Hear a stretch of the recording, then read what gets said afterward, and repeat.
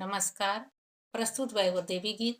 आशा करतनी कि आप सबके अच्छा लागी तो लाइक शेयर और सब्सक्राइब जरूर करब जा।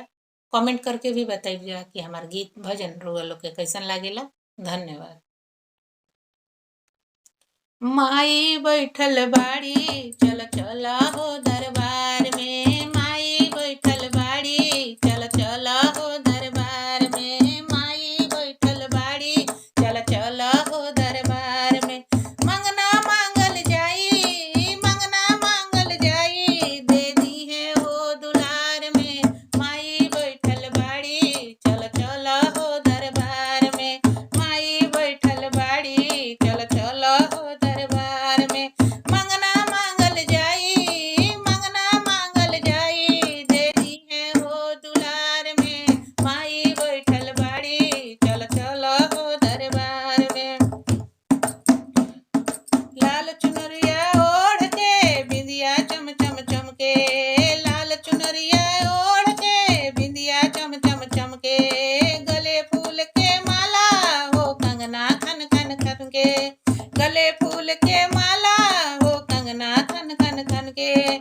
एने ओने डोले, एने ओने डोले, हो टिकवा उनका लीलार के। माई बैठल बाड़ी चल चला हो दरबार में। माई बैठल बाड़ी चल चला हो दरबार में। माई बैठल बाड़ी चल चला हो दरबार में। मंगना मांगल जाई हो, मंगना मांगल जाई, दे दी है हो दुलार में। माई बैठल बाड़ी चल चला हो दरबार में। मंदिर गम गम गम के विश्वास न होला हमके।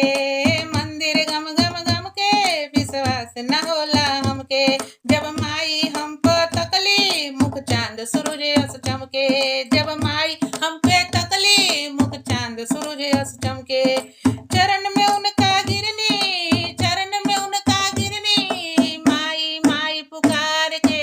माई बैठल बाड़ी चल चला हो दरबार में। माई बैठल बाड़ी चल चला हो दरबार में। देवी बैठल बाड़ी चल चला हो दरबार में। भीड़ भरल बा भारी हो अइले सब नर नारी। भीड़ भइल बा भारी हो अइले सब नर नारी।